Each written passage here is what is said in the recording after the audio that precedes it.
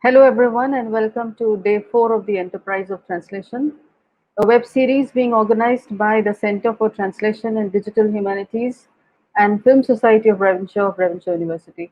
I'm Urmishri Bedamatta, a coordinator of the center and the Film Society as well.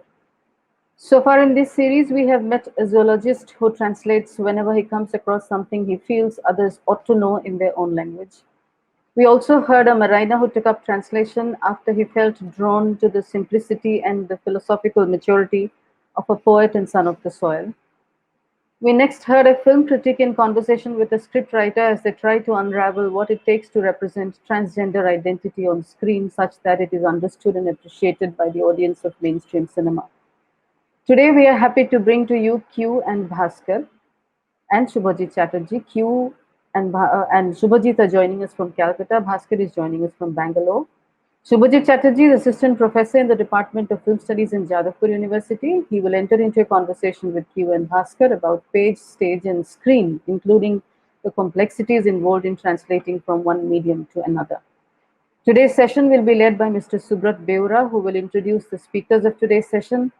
Mr. Subrat is secretary of the Film Society of Bhubaneswar and the Indian Documentary Film Festival of Bhubaneswar. He is also a mentor to our students associated with the Film Society of Ravenshaw and is actively involved in its affairs.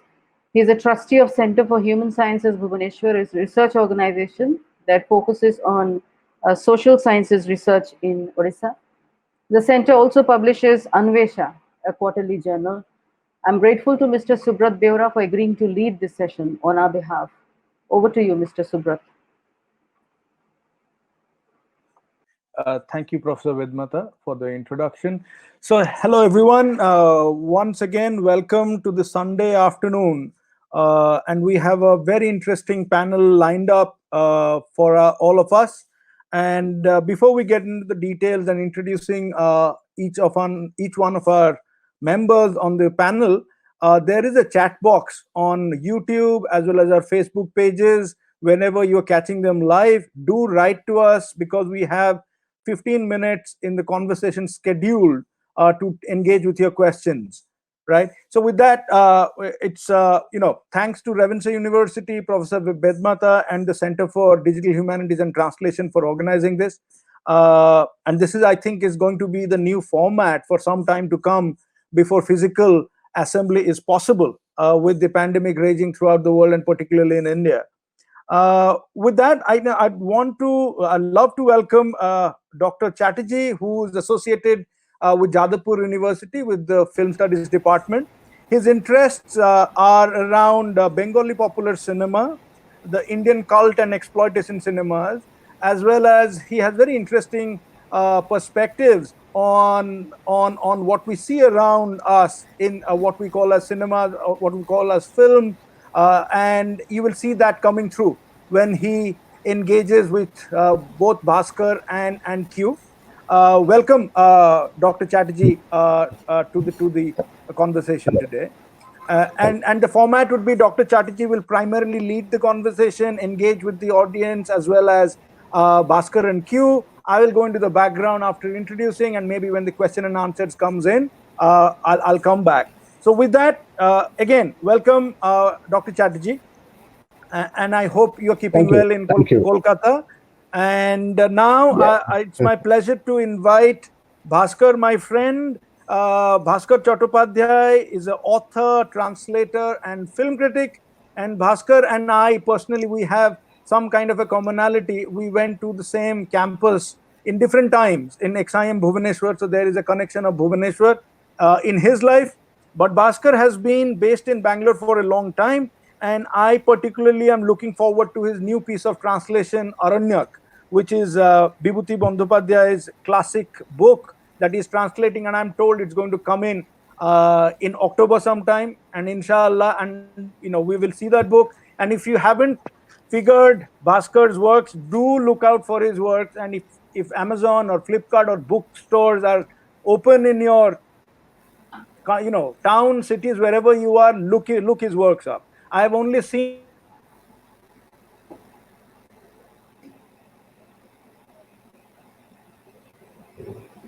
Stepping up. will come in the conversation, and he will share his interesting viewpoints about not only text but also how cinema as a form is very different than the text that we read in narrative structures, right? So welcome, Bhaskar. Thank you for having me. Now we have Q. Q's right now in Kolkata. I'm told he's been in Kolkata for a couple of months now. Q personally, I first discovered Q when I saw his documentary Love in India, and I fell in love with his work. And most of his works are available for torrent. If you do torrent, do use torrent, or you go to Netflix. Q, I love to introduce him as the pirate in the tradition of Hobsbawm, and he talks about certain issues that people generally shy away from. And I will not waste much time introducing him. You will love to hear him as he takes on some of these pet things that he's been working on. And I know that he is right now working on a new form. I personally waiting to look at his new form. I've seen his graphic novel Gandu Mundu, which I enjoyed. His work as a musician that he keeps sending out on his channel, as well as his works in cinema. So with that, welcome Q, welcome to Bhaskar as well as Bhaskar, and I'll hand it over to you and I'll go into the background. Thank you. Um, okay, so I take this opportunity. Thank you for having all of us, Ravenshaw University, Center for Translation and Digital Humanities, and the Film Society as well. So I will take this opportunity to kind of open up the conversation, but through sort of getting into the crux of the problem that we have at hand. So we are supposed to be discussing translation, but one aspect of it. That aspect is, of course, most commonly experienced as the interface between page and screen, which is the literary text, the script, stroke screenplay, and the screen, the form in which the film comes out eventually. So we will take a look at that, but I have, I'll try to go into some of the very basic problems of this aspect of translation, that is cinematic translation, uh, by taking up certain examples which will help us to open up the conversation, and Q and Bhaskar can take on from there. So the first question that often comes up to my mind, and I use this example precisely because I often also use it in class to lead my undergraduate students into some sort of a response while teaching. So I tell them that there is this very interesting film which was made in the 1990s, and it was a series of films that was sort of produced by BBC, uh, and they wanted to make a series on lives of philosophers. Films, short films, not very long ones, 1 hour, 130 minute, uh, on lives of various philosophers, Plato, Aristotle, even more modern philosophers. But almost none of it came out. The one which did come out of this project was something called Wittgenstein. It's based on the life of Ludwig von Wittgenstein, the Austrian-born philosopher of early 20th century, mid 20th century. So I'll begin with that example because that is a very interesting case. I often ask my students that if you take some of the basic facts of the life of this philosopher, for example, that he was born in Vienna, Austria in 1889, that he was a prodigy, that he was born into a very rich family comprising of eccentric relatives, eccentric but very talented relatives. And if you have these three sentences as your leading synopsis or as part of your script, how do you then bring that out onto screen? Now, this is a very interesting question because out of 9.5 out of 10 times, I've never seen an exception till date. I'm hoping to see one. Uh, Everyone, and this doesn't only concern students, also my friends and others whom I meet. If you ask this question, they will typically tell you that the first scene would be in a class, and this young Wittgenstein will come up to the board and solve a mathematical problem, and the teacher will be perplexed. Or he's doing something at home, and his father asks him what he's doing, and then suddenly realizes that he's solving some great mathematical theorem. Uh, Now, this is really a problem. The problem is here, as I understand it, that if you look at these three lines, Wittgenstein was born in Austria, 1889, that he was a prodigy, and that he was born into a wealthy family of eccentric, talented people. Do I need to first set up Vienna, set up his childhood in a house with people around him who are wealthy and eccentric, and also try to prove that he is a prodigy by making up an event which shows it? So the question that I have here is, if prodigy and eccentricity are two working ideas here which require translation from the page to the screen, then do we translate them as time events? That is, in terms of certain events that happen in time. So we see his father quacking or his uncle, jumping around to prove that he's eccentric. Do we need him to solve a mathematical problem in class to, prove that he is? Now, why I pick up this example is that the director of that particular film, and this is again a very interesting case. The script of the film, original BBC production, was written by a Marxist scholar of great repute, Terry Eagleton.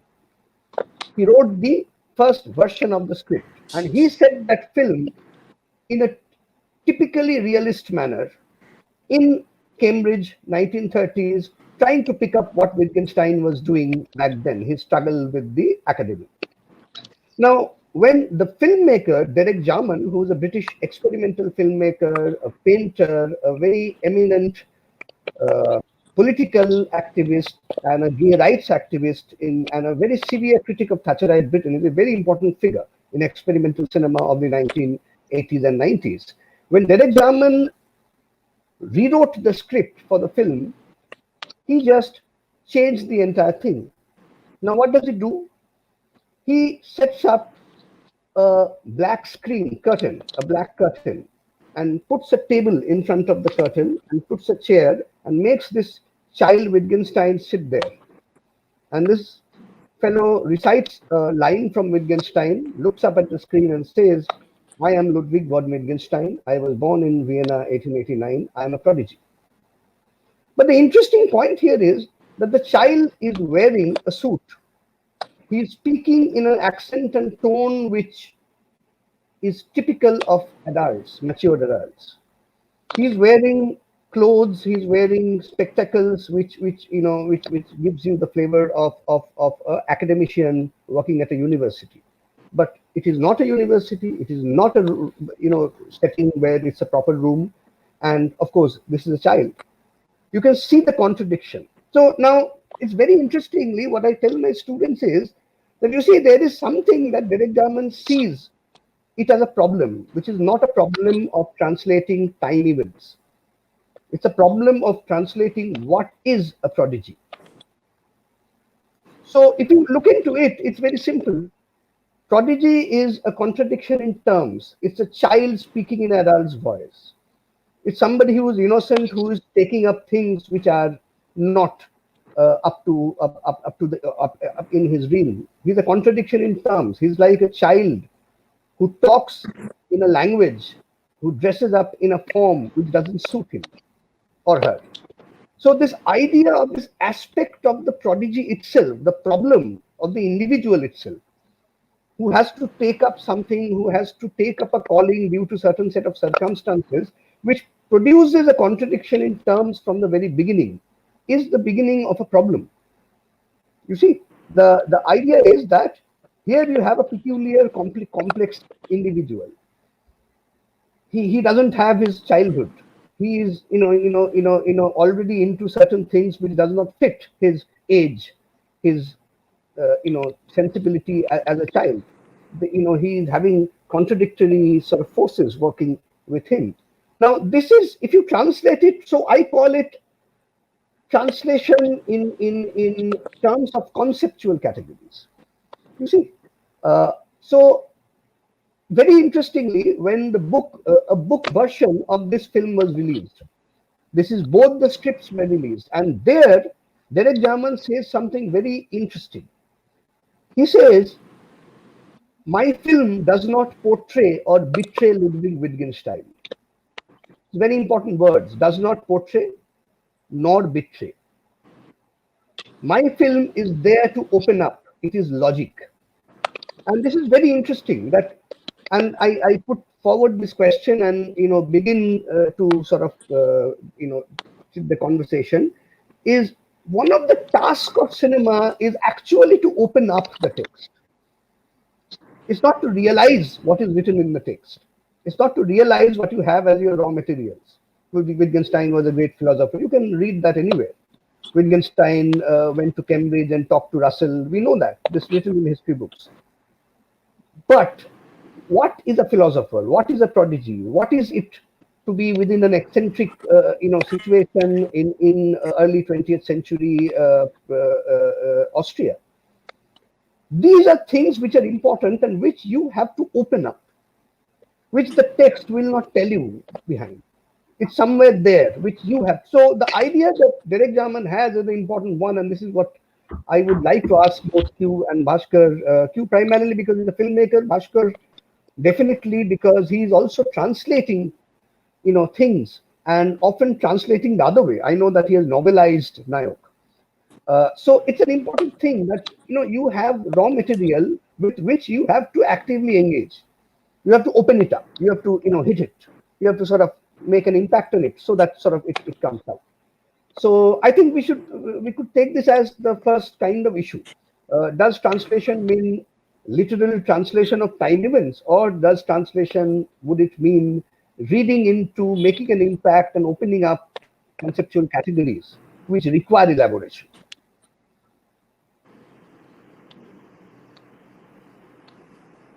Bhaskar can, take it up in terms of what you think of translation as a critical task issue. But you see, I'll try to break it down into very, very simple elements first. Okay. So when I was a little child, when I was a little boy, I was a loner, and I used to read a lot. We had this wonderful Bengali novels written for teenagers and so on and so forth, and children. And I used to read them, and sometimes I used to find them very special. And I was very close to my mother, and she used to go around the house doing chores and such things. And I used to just walk behind her, and I used to tell her the stories that I had read. And in doing so, I did the first basic elements, the first basic activities of translation. Because what I had read was not always what, I was telling him in letter. I was telling her the overall story. And you must understand that, what I had read was in the form of a print medium, of a published book or some sort of a magazine or something like that. But what I was telling her was in the form of an oral storytelling, Yeah. So did I always tell her exactly in as many words as what I had read? No. Was I able to convey the spirit of the story, the message of the story, the thrill of the story, the ups and downs, the highs and lows, the joys and sorrows, and various elements that go ahead and make up the story what it is? Was I able to convey that to her? I would like to believe yes. So, so I agree with you when you say that translation does not always necessarily have to be in, like a literal translation. And it is, if you do that, it might sometimes work. Like in 2 out of 10 cases, it might sometimes work when you are translating something from literature into literature. But it is like in 10 out of 10 cases, it is going to fail if you're translating it from one medium to another. Like, for example, the literary medium to the visual medium, because these are two completely different things. cinema, for instance, is a medium of forced projection.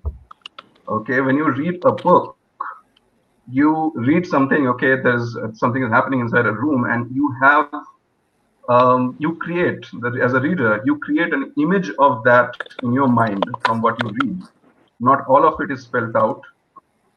Not all of it is described to you in absolute detail, in 100% detail.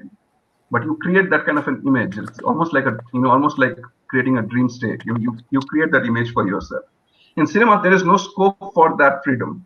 There is no degree of freedom on, at least one form of cinema, one kind of cinema. That degree of freedom is not there. The filmmaker is forcing that image into your brain, which is why if I were to take a novel by, let's say, Ray or Vibhuti, and if I were to try to adapt it in the same way that it has been written, it is bound to fail. There is no doubt about it.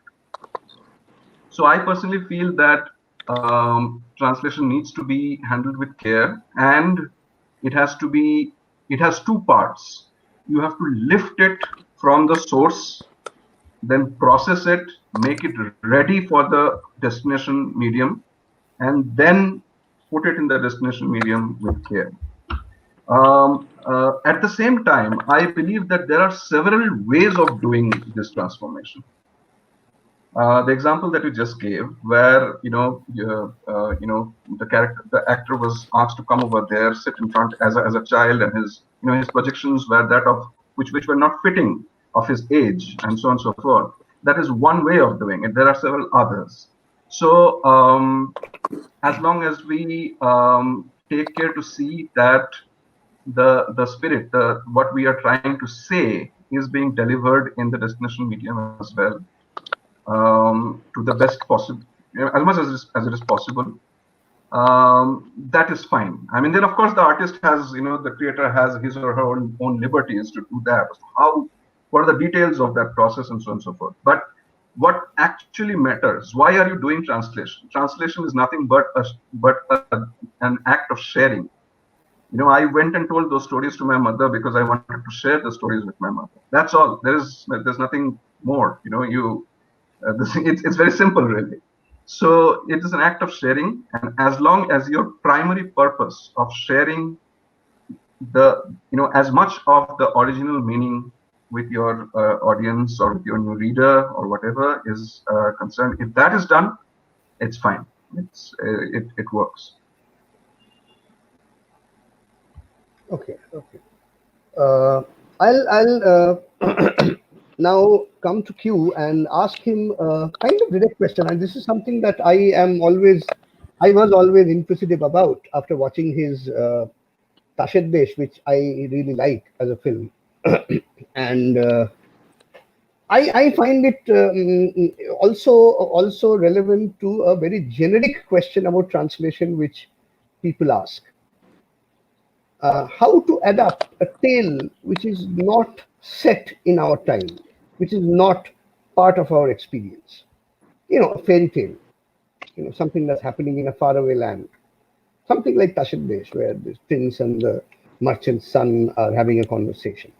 So I give you the example, and I have my own interpretation of it, and I want you to come in on it, not answering my question so much as to reflect on his work as a translator, cinematic translator.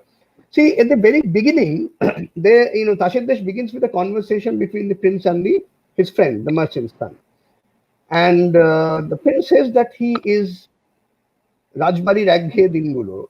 These, I call it a depressing monotony. Anyway, monotonous days of the palace is what he abounds. And he is anxious, he wants to escape, and he conveys his anxiety and his, depressed or state of mind to his friend. And he says, Arto cholche na bondhu. He says, Rajbari Raghe Dingulo. He says, Nijeke mone hoy sonar mondire pathorer devota. I feel my soul as if it is a stone god trapped in a golden palace. Now, how do we translate that? Now, again, there are, as Bhaskar rightly says, there are various ways of doing it, as long as you have this purpose of sharing succeeds.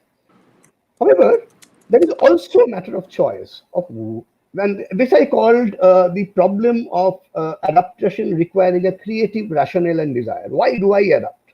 Why would I tell Nashtonir again? Why would I tell Tasher Desh again? Why would I translate Nayak from one medium to other? And there are always reasons for doing things. And this is very important because those reasons also mark on how the translation needs to be done. So what Q does is very, very unique. One part of it is a standard procedure. He has two anxious kids playing table tennis. But the point that got me interested, apart from the frenzied, to capture the anxiety, he changes the camera angles, puts multiple camera angles, and you have a rhythm which also is a tedious rhythm. Anybody who plays table tennis would know that table tennis is an exciting and a very tedious game. It's a repetition of certain movements, which which could convey this idea of monotony. So he chooses that particular time event as something that could add to the translation. But what is more interesting is this: the architecture. Now, Q, I remember that in your promotional stills you called it tube lighting, because you were actually using tube lights in places in the palace.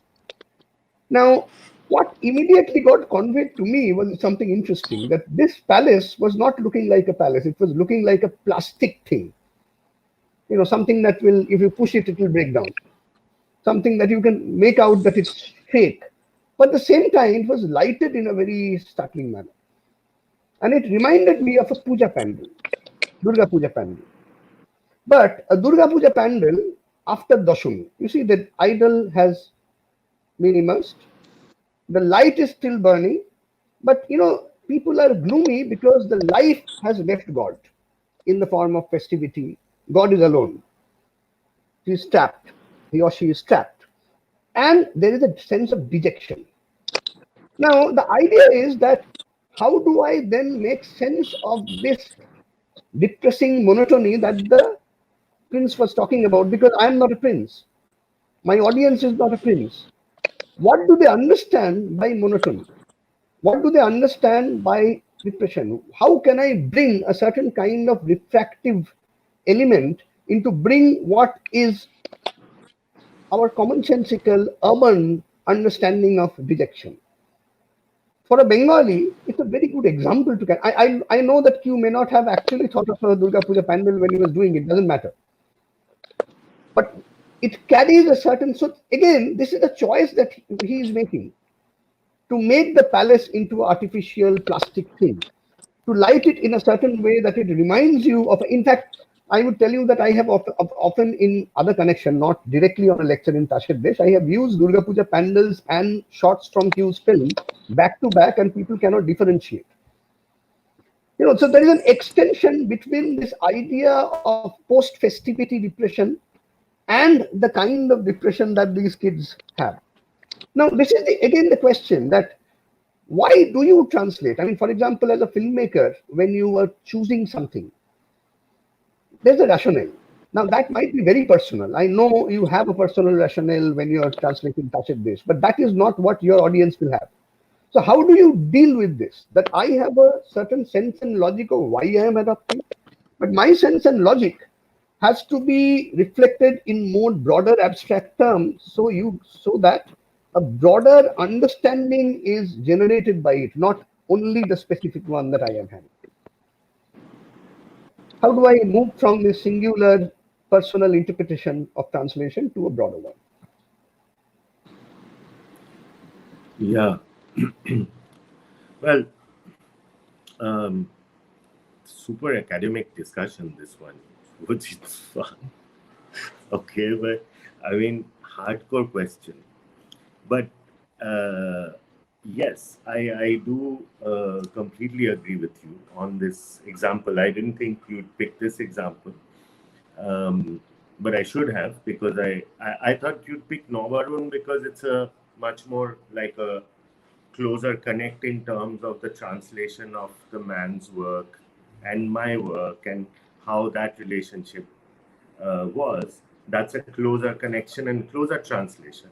than translating Tagore, which evidently, and I have never hidden it at all, was a completely personal exercise. I was basically trolling Tagore, and I wanted to see how people would react if something that they knew in a language that they knew, the nuances that they were used to, were challenged vociferously with nuances that they were really was around them also, right? But like how the language militia or the language hierarchy in Bengal works is that we have the Tagores and the Rays, and then there's everybody else, and then at the bottom are the Gandus. So, and the Gandus are the ones who work in the decorator shops. They don't care which pujo it is not their pujo. They run the decorator shop, they own the tube light. All those bloody tube lights go and light up all the gods and goddesses. And we have something in film language which is called service light. You see, there's this Bejonma, this low class light which serves you before and after the shot. Okay. For the shot, there are upper class lights. There are heightened lights, there are HMIs, and only film makers can understand this. Nobody else understands it. It's a Brahminic language that is not known to anyone else but those people who know that language. And we are talking about language and translation. So I'm just getting into this for a second. Bear with me. So I thought that would be an interesting counter perspective to have. That I was always sitting in Pocha's shop. Pocha was my friend, and he had his brother, elder brother, had the decorator shop, and we used to hang out there. And Pocha would go and, like, we also had our para pujo. Pocha's brother would bring the lights. Pocha would set them up. So I was much more with Pocha on this kind of through the Barwari pujos of Calcutta, which could be anything. It could be, from a Saraswati to a Lokhi to whatever you wish. They all needed these lights. And before and after the pujo was there would be service lights. Same way as a film set. So the service lights were for the slaves who worked on the lights to make them work. And once they were lit up, these fuckers had to go. Okay. So my thing was that if I were to light up that place, which was actually a magnificent palace. It's a ruin of a Shatmohala palace. It's beautiful looking. The more light it gets, the more it shows itself. But the service light doesn't make it feel like that. So once I knew this, then it was the fight with the cinematographer as to how we will open up our, the technicalities of filming. Like, how do you shoot with such low light? Also the flickering color temperatures. So will then the language not be compromised? And this is a conversation that I had with my DOP, which was also about translation. The translation of that idea of Tagore, which we are now placing in a ruin, which is not our present. The only present things that are there is the table tennis board, is the table tennis board, the rackets and the ball and the tube lights. And then also when we approached the costume, we thought, okay, let's translate this also in a way that we can, the youth now can understand it. But hello, no youth of Bengal dresses like that. We suited them up like, Federer and, Federer was playing, and McEnroe. He looked like, Onubroto looked like McEnroe for me, with his hairdo and his headband. So I was kind of looking at this elite game, that tennis that we used to know of with headbands and people that we could never be, that for me was the elite. These two boys were elite. They were just like that. This was obviously a fake palace, past, past its prime, and the fact that the gods have now, your gods are, everybody's left. The ceremony is over, basically. So it's kind of like how in the 60s they were saying the ceremony is about to begin. I find that our time reflects more like the ceremony has fucking ended. We should know that. So as my job as a translator, in this case, translating somebody's work which is lost in a cultural myopia, and to bring in these reference points that my immediate reality was not conscious about. These two were the guiding factors in constructing a language that would be worthy of translation. It's not just the words, but the words also make a lot of difference. While you were saying that, I quickly checked up Tasher Desh got that sequence, and I've completely forgotten how I had done it, because the translation for me was like a rap exercise at that point. Subtitling for any film of mine has always been for me a current exercise. Like, I would take that once everything is done, I would sit down and translate the whole thing in one go. And it's like writing a rap, because you're just vibing with the present moment. You are not going back and academically questioning why the fuck did I write that? Oh shit, that sentence. No, I'm going for the beat. Now I'm looking at the image, there's sound, there's, somebody saying something. Then when that happens, when the words come, I've always seen that the power, my power or our power, international artists working out of local areas, the power is in the subtitle. The power is, what do I tell you, my audience who does not know my reality? Because my audience in my reality does not want to acknowledge my words. So therefore, it is for you that I will translate, the ones who do not really understand the reality. Yeah, I just wanted I to hope add that makes something sense. yeah. That's interesting, because you brought in certain technical things which are also very helpful for us to understand what you were doing from your perspective. But very interestingly, you see, as Derek Jarman put it, that I was not portraying or betraying. You did not portray exactly what Tasher Desh did, but did not because you see, both the temple and the palace are consciously there in Tagore. Tagore also knew that the palace was not a palace; it had Absolutely. to be analogized to something else in order to bring that out. Now, what these True. two things will be in your imagination is your power of translation. And again, as you said, that's a very important thing. And I want to come back on Bhaskar, because this is something that I had not thought of. Q's answer led me to it. That when you write a novelization of Ray's work, or when you translate Ray into, I know for one that Ray has been translated earlier by, I think, Gopa Majumdar, who has translated it earlier in the 2025.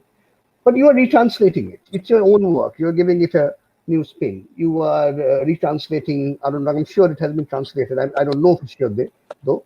But when you are doing such things, what are you thinking of? Who is the reader? For example, it is not common for every Bengali to pick up a English book of Ray's translations and read it, right? So you are not thinking of your uncle who will buy the book and read it. As Q was saying, that Q is not thinking of your, Pasher Buddy, elder brother going and watching Tasher Desh. He's thinking of something else altogether, something outside the gambling.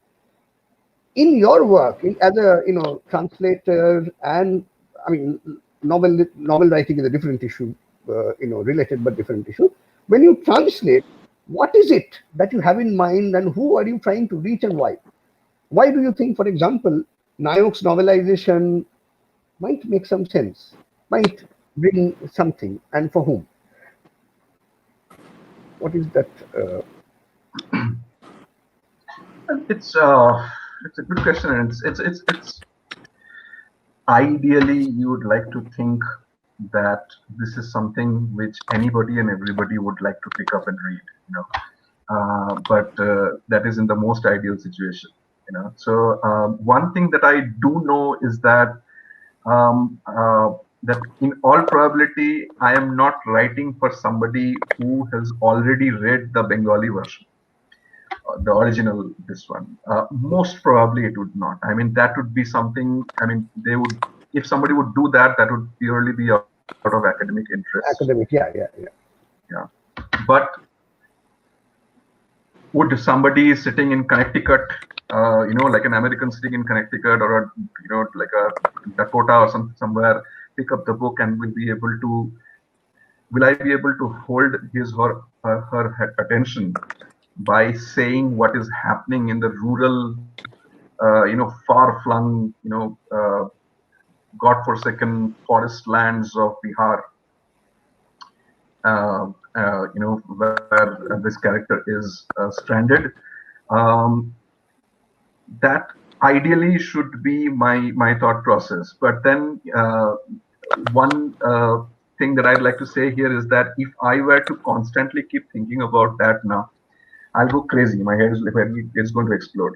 Like, so I think the primary reader that I'd like to write for is myself. That is the most uh, important member of the readership that I have in mind at any given point of time, because only then will I be able to do at least some justice to it. You know, if you were to extrapolate me as a reader to the rest of the readership, it will be a very bad extrapolation, obviously, right? Because you are extrapolating from one person to a million, hopefully a million readers, right? But one has to do with it, because and that's the challenge. One has to do with it. One has to accept those limitations, and then continue to write. And I'll tell you why I'm saying this. Let me give you an example. Okay, like for example, let's say, and I'm not talking about Vibhuti Bhushan's work. Let's say anybody else's work, but let's say there is a situation where there is a woman who lives in a village, and after finishing her day's work, she takes a bath, and she comes and she's combing her hair, and then she applies sindoor or vermilion on her head, and that's all that the author has written. And for the rest of the story, throughout the rest of the story, we never see her husband. Okay. Now, if I were to do a literal translation of this, then a person sitting in India or in the subcontinent, some parts of the subcontinent at least, will perhaps understand that this woman is a married woman, or she believes she is a married woman, despite the fact that we never see her husband for the rest of the story.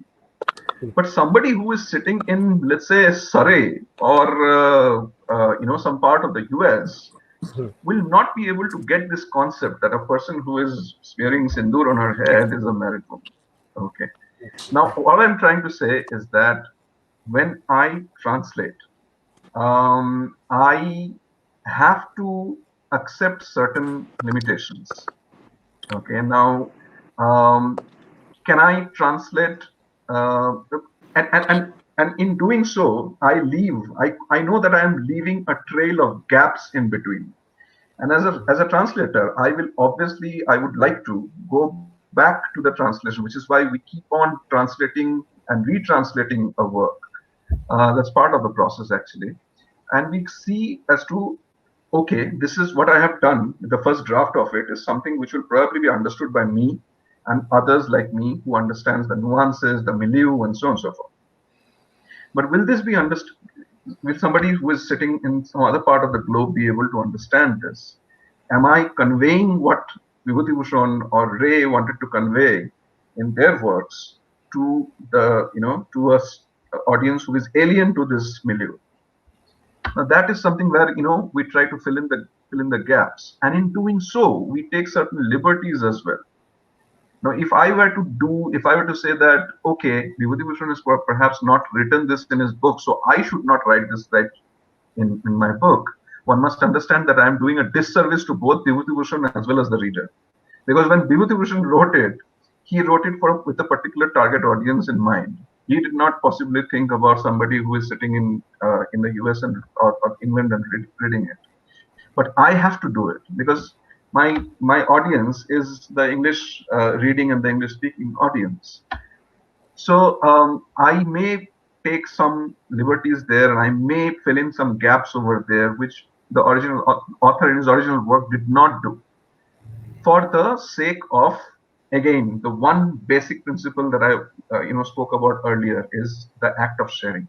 If I have to do it, if I have to convey that message, I will take those liberties and do it. So to answer your question, I'm not sure whether I've answered your question 100% or not, but to answer your question, a readership ideally should be anybody and everybody who is able to read that language. But I also understand that trying to cater to everybody, and I'm sure in the cinematic medium also it's the same thing. Trying to cater to everybody is a recipe for disaster. Okay, so one just have to, one just has to know when to stop and how much to do it, and that's about it. I mean, it's a very organic process. There's no formula to it actually. Yeah. No, oh, yeah, good. Okay, thank you. There are a few questions coming from the audience which I can see here. I will come to it. One is entirely Q's area. So he is somebody who can, literally speak on volumes on this. I don't know whether you can also see the questions. I believe you can on the right hand side. So somebody is asking about the translation of slang. How can one translate slang language, given that it has a very specific cultural context? Yeah, and this is, of course, something that Q has dealt with. The other one is the question I was about to lead into later on, which is the question of historical translation, moving from past into present, contextualizing. So let me break it up, because these two are separate questions. We can bring in Ray for the second question, because I have something interesting to sort of as a discussion entry point to mention there. But yes, to rephrase the question from the audience, which Sanket Panda has given,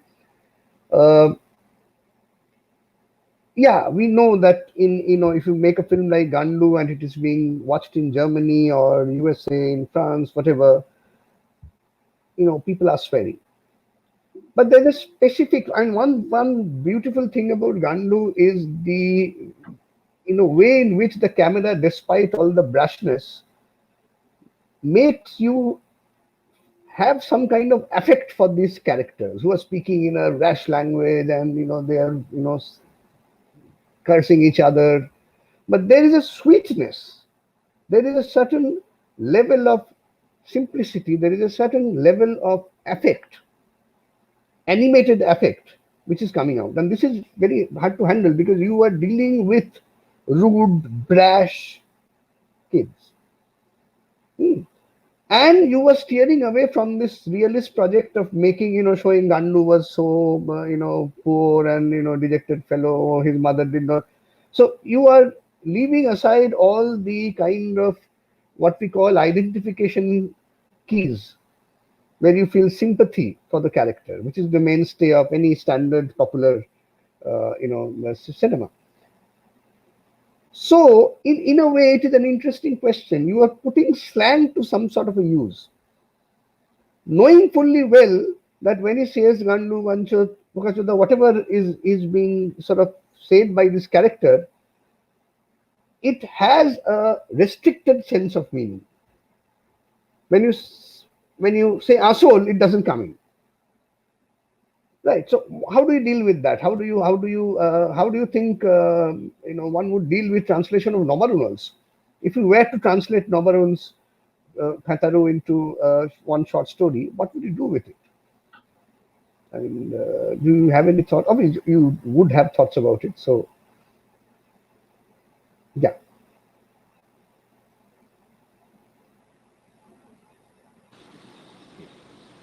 Yeah. So,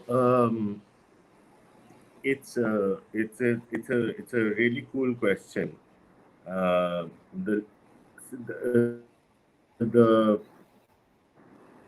the major difference between academic or let's say pure uh, pure language or um, uh, mm, established language, what we call bhodro or social language,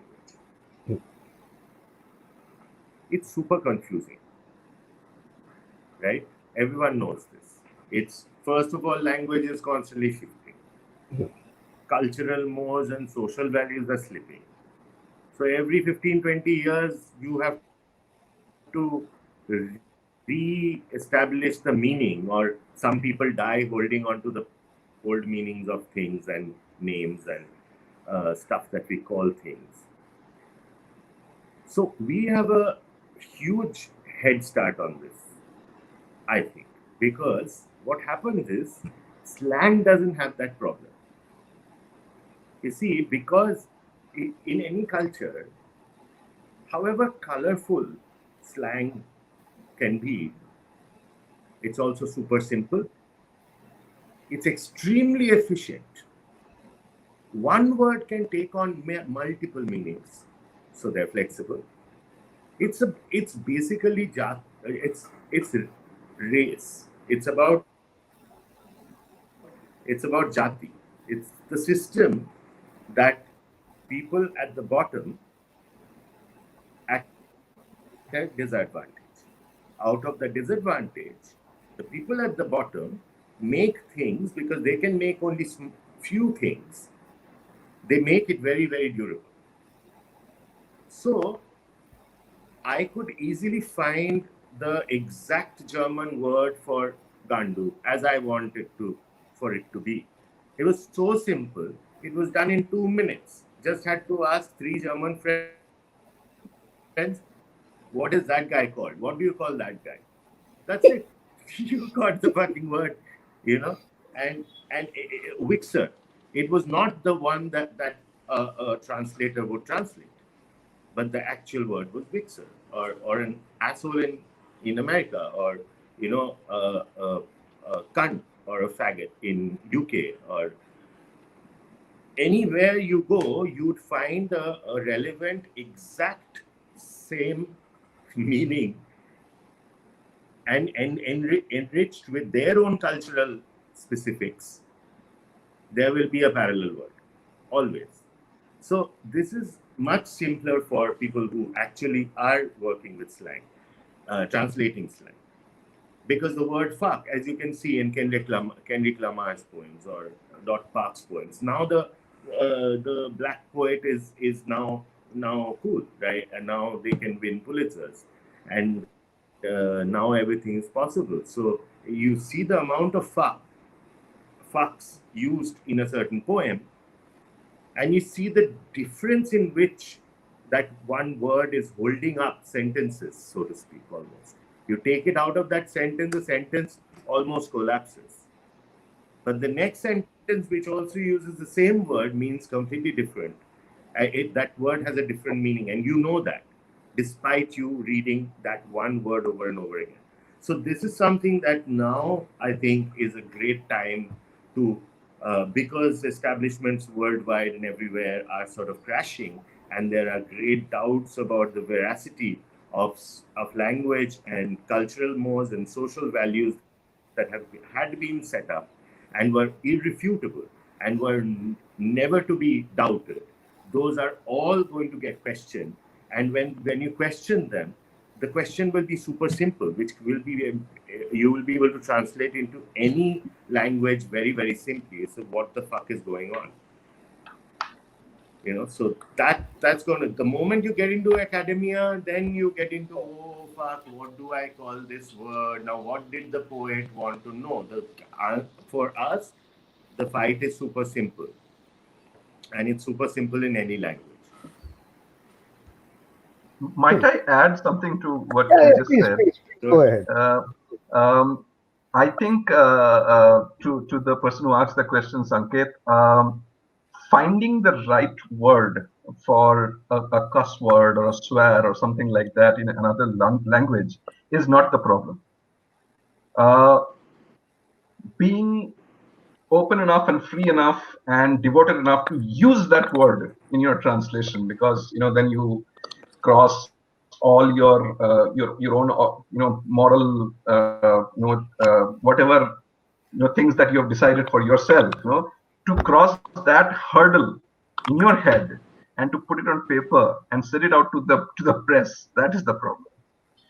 I don't think I think what Q is saying is absolutely correct. I think finding the word, because there is always an expression. Why do you use a cuss word? There are several reasons that you use a cuss word or a swear or a slang, right? Now, those reasons are universal reasons. You either feel very frustrated or angry or sad or whatever, and because those reasons are universal, there is going to be another word for that in other language as well. So finding the word is not a problem, but you just need to cross over that mental hurdle of yours and use it in your text, thinking that, oh, I am going to use this word. So that is a bit of a problem. Okay.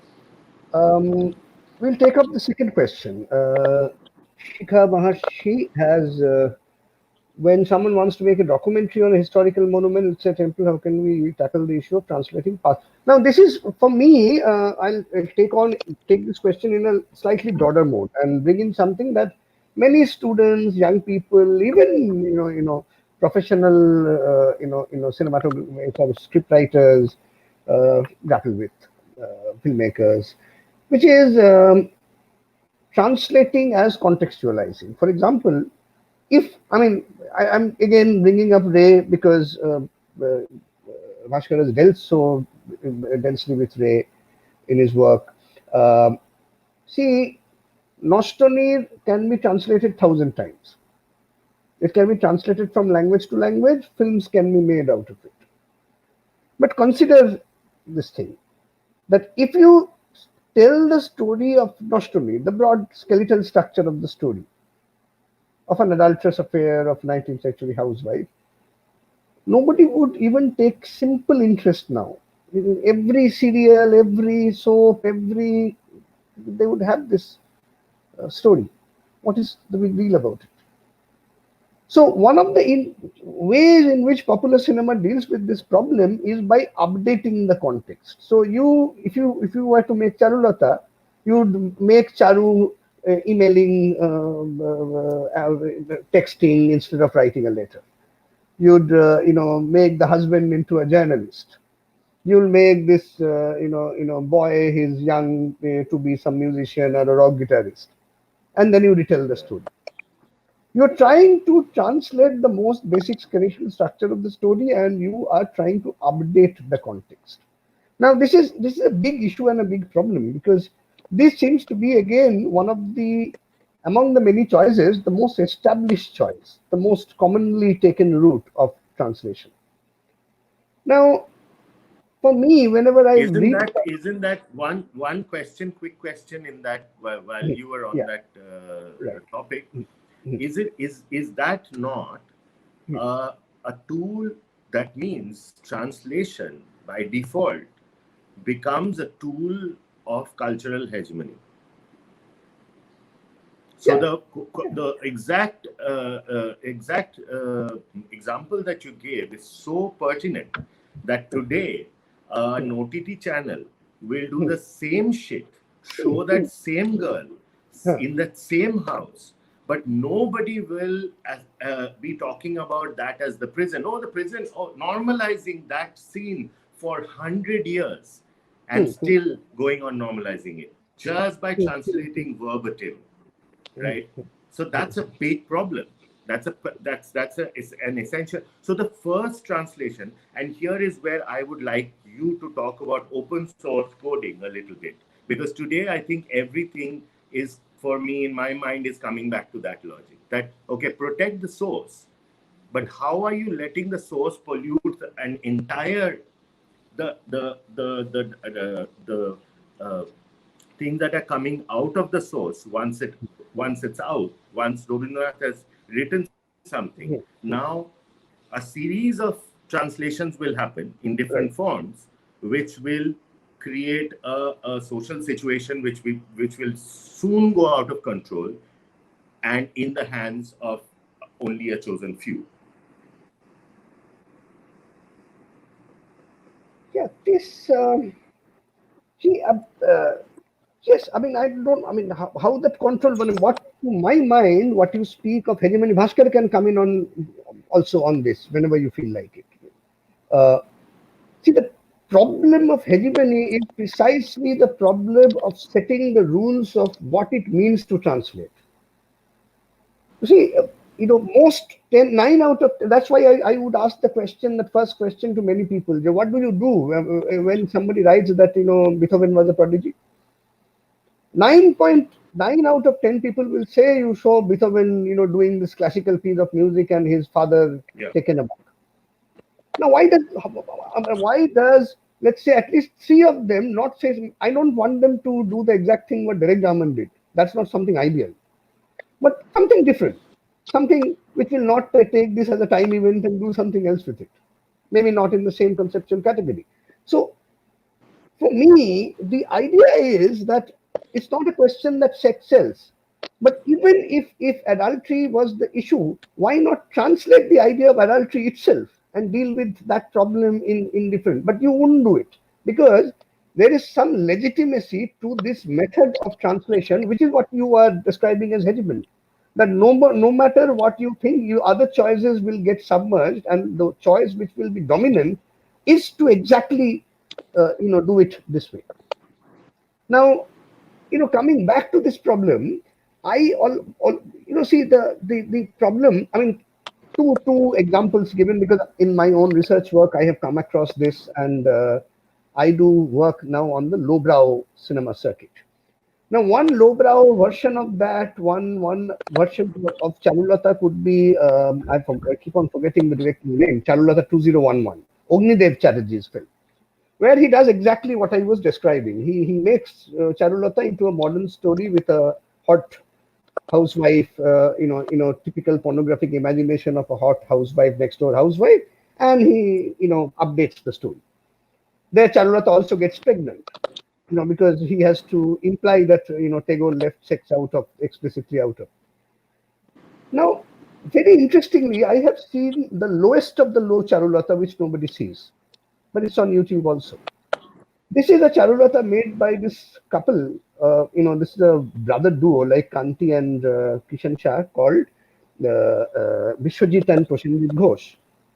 And when they adopted charulata, they went the other way around. They don't know, they have no clue about culture or anything.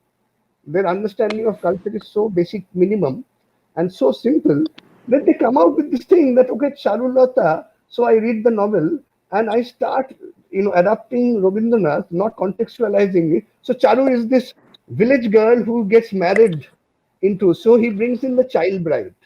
Then he adds some whiplash sound to because he has seen somewhere in Megatakatara something like that happen. So he brings this, and he is doing it precisely to understand that oppressed housewife. What images do I have in my culture too? And then it becomes quite something else. This Nostonir goes completely bizarrely out of hand, and it goes into a territory which could be deemed as a bad translation by, let's say, the literati, but it does something else. It breaks down your stereotypical hegemony of what are the ways of imagining Nostalgia. This is exactly why, to come back to Q's point, this lack of culture shows you an entry point into doing something. Now they don't have the professional merit of being able to make a film. They are exploitation filmmakers trying to make different kind of things, and one of the things that they want to work on is because they think Rabindranath is great, as all Bengalis do. So they also wanted to make a Rabindranath. So this is again a very peculiar example of how the lowest of the low actually can break down this precisely. Now they are not using slang, but their version of Charulata is exactly like using slang in Charulata. there's a scene in which Bhupati thrashes Charu out and carries her by the hair and takes her to the veranda and almost starts beating her. Then there is a lesbian scene between Monna and Charu who try to kiss, but they are also not quite sure what to do with the lesbian scene because the directors have no idea how to shoot any, and they are also not activists or academicians. But what they know is that I have the freedom, so I have to now imagine a Charulata.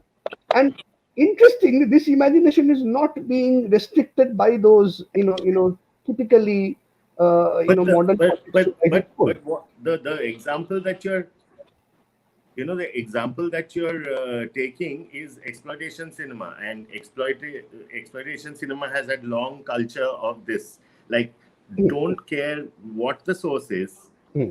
I would just do my shit with it, Hmm. and show my cultural idioms and my immediate reality reflected through that work.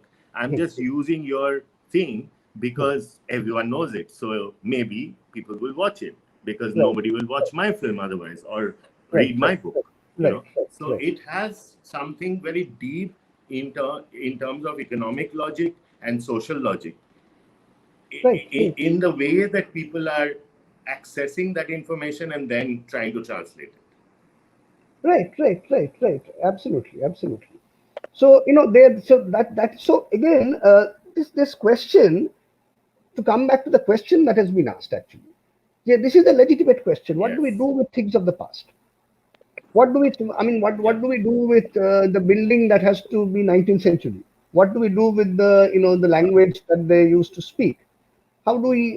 How do I? Yeah. So, as a translator, Bhaskar, how do we answer such a question? How do we for the standard aspirant, standard aspirant of translation? What is the way to go about translating, contextualizing without this hegemonic fashionability not engulfing you in completely? Uh, I don't know. I mean, first of all, I'm not quite sure what is the standard aspirant of translation. Do you mean that somebody who is just No, I just mean that if somebody is given a project, let's say as he or she is in a college and he has been asked to write a sample script or write a sample screenplay on Tagore text. Now he or she would find immediately that, let's say, Jogajog takes place in this or Choket Bali takes place in this palatial house, this typical kind of house. People would wear typical kind of saris. So do they then try to find a house like that, try to find saris like that? I mean, would that be the the standard aspiration, or is there a way to figure out this idea of movement from past to present? How do we move? How do we contextualize it and make it into a modern story? I mean, see, Shondip Rai, for example, one of the standard answers that he gives to any question asked to him is said that, there are certain things which are modern, so we have to add some things to Satyajit Ray to make, for example, Feluda has a gun now. okay? Yeah. This So is becoming standard logic. I mean, that's what I'm saying. right, right. I do not subscribe to Sandeep Rai's logic, of course, but at the same time, I do not. So I do not subscribe to those two beautiful words that he uses in his logic, which is have to. No. So it is up to him to do it because he's a creative person, so he can go ahead and do it. But when he says that we have to, that is a completely different statement to make altogether, which means that anybody, any artist or any creator would have to do that, which is completely wrong. So to answer your question, if I were to, if an aspirant were to be given, let's say a nostroneer, and said that go ahead and film it, go ahead and adapt it into a film, he or she may or may not choose to use, one of the two options which are available to him or her. In fact, there are more than two options available to him or her. He may or may not say that, okay, I am going to look for a palace like this. Like in the case of George Raghor, Ray did a massive hunt for a palace like that. He may say that I'm going to completely modernize it. Like for example, Apurna Sen completely modernized Ghori Baire recently, right? So that is one choice that the creator makes. the other choice that the creator can make is that I'm going to take the spirit of the story and I'm going to do something totally different with which nobody has ever thought of ever. Like for example, can I not have a illicit like an illicit relationship between Charu and his brother-in-law? Can I have something totally different between Charu and his brother-in-law, which is equivalent to an illicit relationship? I don't know what it is, but I'm just saying, so when a creator sits down and says that this is the source material that I have and I have to adapt it to a completely different medium, the playground is out there in the open, unless of course he or she is bogged down by certain limitations. For example, if there's a producer in the picture and says that you have to do this, or you cannot do anything else, or something like that. So if you're a creator who is independent, and if you are open enough, and so all these different possibilities are open to you. And look, I have never been a very staunch believer in saying that you have to do this, you have to do that, and this is this and this is that. Everything is fine. You just choose your path and work on it. That's it. And to answer the lady's question, I think she was talking about temporal translation versus spatial translation. I personally believe that temporal translation is easy to do because you can associate metaphors and motives and meaning interpretations to it. You can contextualize it to the modern era. You can say that no, I want to stick to what they did. For example, this recent movie that came out called Bulbul on Netflix. They decided to do something like that, which is fine. What they did is not what we are discussing over here, but then they did it. But they could have done it in the modern era as well, which is also something that has been done in a previous film called Three. So all of that is fine. You can do it, and one must not think that I have certain limitations that I need to work with, because then you are constraining yourself, and that is never a good idea never a good. At least self-imposed constraints are never a good idea for artists.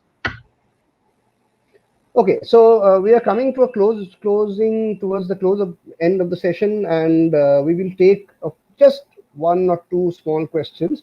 I'll just wrap up the discussion we were having by saying that yes, Bhaskar is quite right, and we need to think beyond these two very obvious options. One option, of course, is the classic realist option of finding equivalence.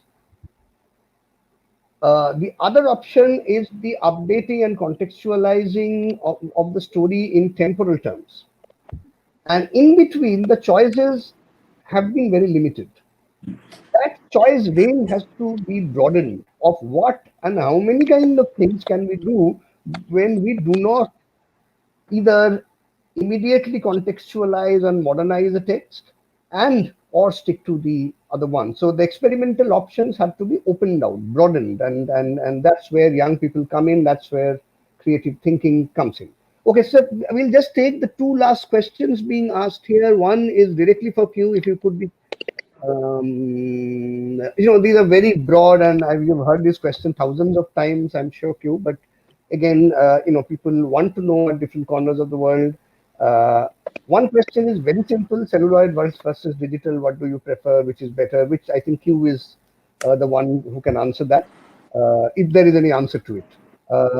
And there is another question which is regarding censorship. If you're making films as explicit as Gandu and Garbage, any broadcasting through censorship OTT, do you have to censor them? And what is the process then that you have to go through? So quick answers, not because we don't have much time. Yeah, well, it has something to do with the idea of temples already that we've been talking about. These are all temples: the film, the structure of film, the structure of Yeah. books. We are living in a post-pandemic situation. This has not happened in anybody's lifetime. And if anybody is under the strange thought that everything will return to normal, it fucking won't. So basically, we have seen the desecration of our temples. We are seeing we are hearing them fall and seeing them fall in some cases every day.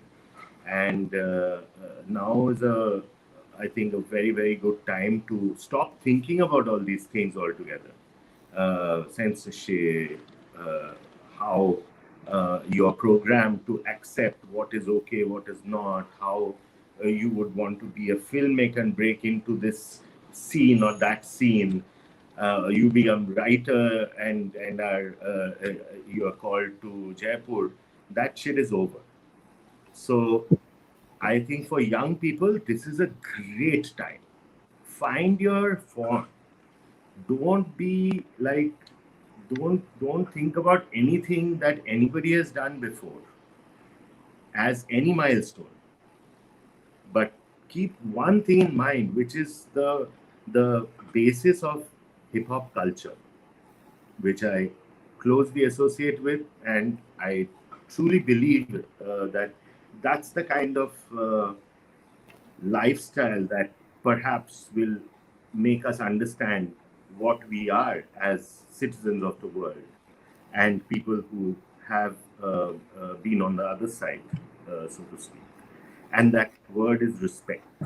And this respect is very critical to whatever you do and at any point of time in any form or any media. That is that is irrelevant if what you're doing has respect coded into the source. Then that becomes very, very, very potent. It no longer requires anyone else to come and legitimize you, because you've legitimized yourself by respecting what you have to respect. And you know, everybody knows what they have to respect. And then they are told otherwise. I think essentially human beings have the ability, everyone has it, to understand what you need to respect. Other people and other sensibilities. The other, what you do not understand, respect that. And once you do that, your work will start reflecting it and it will be free. And like a hip hop crew, you'll be able to dance or make music or sell merchandise or, give TED Talks. Who knows, what you will get to do. It's all multiple form now. Don't restrict yourself to any form either.